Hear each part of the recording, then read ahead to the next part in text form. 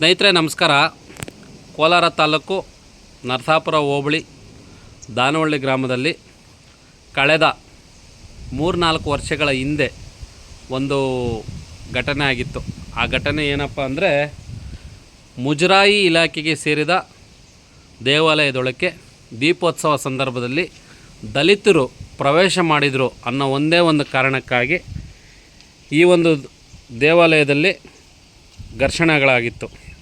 ಆ ಘರ್ಷಣೆಗಳಾಗಿ ವೇಮಗಲ್ ಠಾಣೆಯಲ್ಲಿ ದೂರು ದಾಖಲಾಗಿ, ಜೊತೆಗೆ ಜಾತಿ ನಿಂದನೆ ಪ್ರಕರಣ ಸಹ ದಾಖಲಾಗಿ ಆ ಪ್ರಕರಣವು ನ್ಯಾಯಾಲಯದಲ್ಲಿತ್ತು.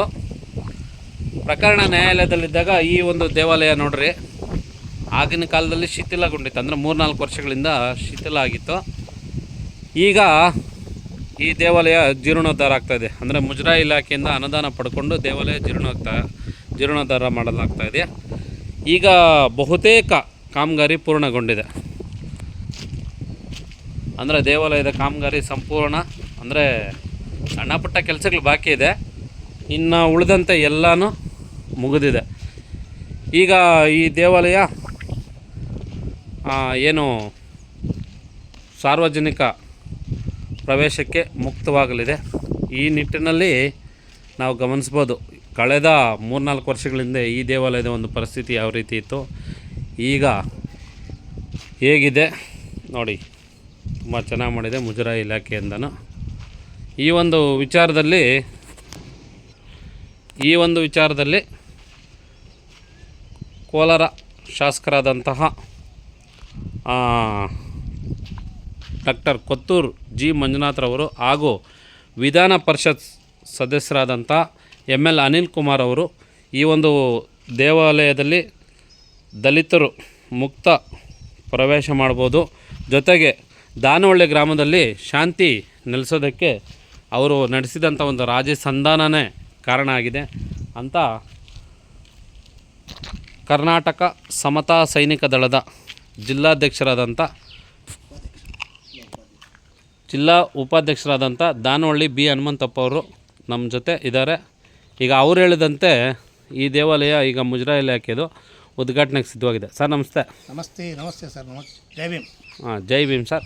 ಸರ್ ಅದು ಕಳೆದ 3-4 ವರ್ಷಗಳಿಂದ ಇಲ್ಲೊಂದು ವಿವಾದ ಆಗಿತ್ತು ಸರ್.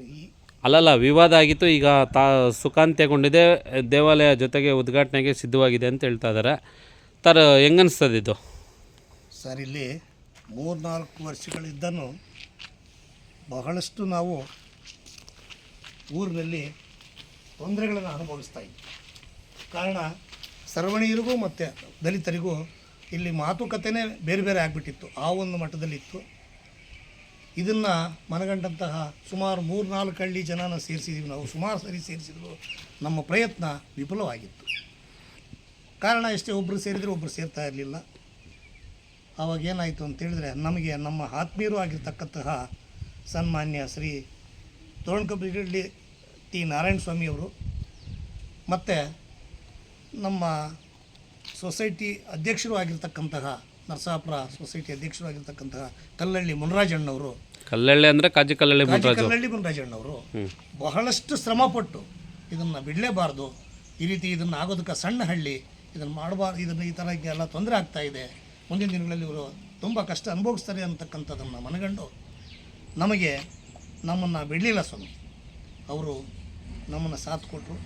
ಸದ್ಯದಕ್ಕೆ ಏನಾಯಿತು ಅಂತೇಳಿದ್ರೆ, ನಮ್ಮನ್ನು ಮಾನ್ಯ ನಮ್ಮ ವಿಧಾನ ಪರಿಷತ್ ಸದಸ್ಯರು ಆಗಿರ್ತಕ್ಕಂತಹ ಅನಿಲ್ ಕುಮಾರಣ್ಣ ಹತ್ರ ಕರ್ಕೊಂಡು ಹೋದರು.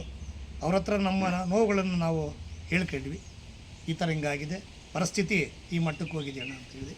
ಆಯಿತು, ನಾನು ಅದನ್ನು ಏನೇ ಆಗಿರಲಿ ನಾನು MLA ಅವ್ರ ಹತ್ರ ಮಾತನಾಡವ.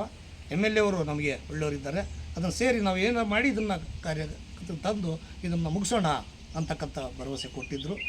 ಯಥಾ ರೀತಿಯಾಗಿ ನಾವು MLA ಸಾಹೇಬ್ರನ್ನ ಮತ್ತು ಡಾಕ್ಟರ್ ಕೊತ್ತೂರು ಮಂಜುನಾಥ್ನವ್ರನ್ನ ಮತ್ತು ನಮ್ಮ MLC ಅನಿಲ್ ಕುಮಾರ್ ಅಣ್ಣವ್ರನ್ನ ನಾವು ಭೇಟಿ ಮಾಡಿದಾಗ ಅವರು ಸೇರಿ ಇದನ್ನು ಒಂದು ತೀರ್ಮಾನ ಮಾಡಿದರು.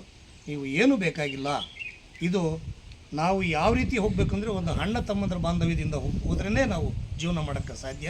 ನಾವು ಏನೇ ಆಗಿರಲಿ ನಾವು ನಿಮ್ಮ ಜೊತೆಯಲ್ಲಿರ್ತೀವಿ, ನಿಮ್ಮ ಜೊತೆಯಲ್ಲೇ ನಾವು ಏನಾಗಬೇಕಾಗಿದೆ ಅದನ್ನು ನಾವು ಮಾಡಿಕೊಡೋಕ್ಕೆ ಶತಸಿದ್ಧವಾಗಿದ್ದೀವಿ ಅಂತಕ್ಕಂಥ ಭರವಸೆ ನೀಡಿ ನಮಗೆ ಎಲ್ಲರನ್ನೂ ಒಟ್ಟುಗೂಡಿಸಿ ಭೈರಣ್ಣವ್ರು ಇರ್ಬೋದು, ಆಮೇಲೆ ಚಂದ್ರು ಇರ್ಬೋದು, ಇವ್ರನ್ನೆಲ್ಲ ಮಾತನಾಡಿ ಅವ್ರನ್ನ ನಾವು ಕೋರ್ಟ್ ಕಟ್ಲೆ ಮತ್ತು ಸ್ಟೇಷನ್ ಮೆಟ್ಲೆ ಎತ್ಕೊಂಡು ಒಬ್ರಿಗೊಬ್ರು ನಾವು ಅಂಡರ್ಸ್ಟ್ಯಾಂಡಿಂಗ್ ಇಲ್ಲದ್ರೆ ನಾವು ಸುಮ್ಮನೆ ಇದ್ದೀವಿ. ಅವ್ರನ್ನೆಲ್ಲ ನಾವು ಒಗ್ಗೂಡಿಸಿ ಇವತ್ತಿನ ದಿವಸ ನಮ್ಮನ್ನ ಖುಲಾಸೆ ಮಾಡಿ ನಾವು ಎಲ್ಲರೂ ಒಟ್ಟಿಗೆ ಹೋಗಬೇಕು. ಊರಲ್ಲಿ ಇದು ಶಾಂತಿ ಇದಾಗಬೇಕು. ಅದು ದೇವಾಲಯದು ಏನಾಗಬೇಕಾಗಿದೆ, ಇನ್ನು ಮುಂದಿನ ಕೆಲಸಗಳೇನೇನು ಮಾಡಬೇಕಾಗಿದೆ ಅಂತಕ್ಕಂಥದ್ದನ್ನು ಊರಲ್ಲಿ ನೀವೆಲ್ಲರೂ ಸೇರಿ ಅದನ್ನು ಮಾಡಿರಿ. ಅದಕ್ಕೆ ಜೀರ್ಣೋದ್ಧಾರ ಮಾಡೋದಕ್ಕೆ ಸರ್ಕಾರದಿಂದ ಏನಾಗಬೇಕಾಗಿದೆ, ನಾವೇನು ಮಾಡಬೇಕಾಗಿದೆ ಅದನ್ನು ಮಾಡೋಣ ಅಂತೇಳಿ ಅಂತಕ್ಕಂಥ ಭರವಸೆ ಕೊಟ್ಟರು. ಆ ಒಂದು ಮೇರೆಗೆ ನಾವು ಇನ್ನು ಮುಂದೆ ಎಲ್ಲರೂ ಸೇರ್ಕೊಂಡು ಈಗ ಜೀರ್ಣೋದ್ಧಾರ ಮಾಡೋದಕ್ಕೆ ಪ್ರಯತ್ನ ಪಡಬೇಕಾಗಿದೆ. ನಾವು ಇನ್ನು ಕೆಲವು ಕೆಲಸಗಳು ಇಲ್ಲ, ಕಾಂಟ್ರಾಕ್ಟ್ ಎಲ್ಲ ಅವ್ರ ಕೆಲಸ ಮುಗಿದೋಗಿದೆ. ಇನ್ನು ಕೆಲವು ವಿದ್ಯುತ್ ಶಕ್ತಿ ಕೆಲಸ ನಾವು ಈಗ ಅಣ್ಣ ತಮ್ಮಂದಿರಿಗೆ ಹೋಗೋದಕ್ಕೆ ಮಾರ್ಗ ಸೂಚನೆಗಳು ಮಾಡಿಕೊಟ್ಟಂತಹ ಮಾನ್ಯ ಶ್ರೀ MLC ಅನಿಲ್ ಕುಮಾರ್ ಅಣ್ಣವರಿಗೆ ತುಂಬ ಹೃದಯದ ಧನ್ಯವಾದಗಳನ್ನು ಹೇಳ್ತೀನಿ. ಹಾಗೆಯೇ ನಮ್ಮ ಕೋಲಾರ ವಿಧಾನಸಭಾ ಕ್ಷೇತ್ರದ MLA ಅವರಾಗಿರ್ತಕ್ಕಂತಹ ಡಾಕ್ಟರ್ ಕೊತ್ತೂರು ಮಂಜಣ್ಣವ್ರಿಗೂ ನಾನು ತುಂಬ ಹೃದಯದ ಧನ್ಯವಾದಗಳನ್ನು ತಿಳಿಸ್ತಾ, ಅವ್ರನ್ನ ಏನು ಈ ಅಭಿವೃದ್ಧಿ ಕೆಲಸ ಇದೆ ಅವ್ರನ್ನ ಬರಮಾಡಿಕೊಂಡು ಇಲ್ಲಿ ಒಂದು ಸನ್ಮಾನ ಮಾಡಬೇಕು ನಾವು ಅವರಿಗೆ ಅಂತಕ್ಕಂಥ ಒಂದು ಭರವಸೆಯನ್ನು ನಾವು ಮಾಡ್ತಾಯಿದ್ದೀವಿ ಇವತ್ತಿನ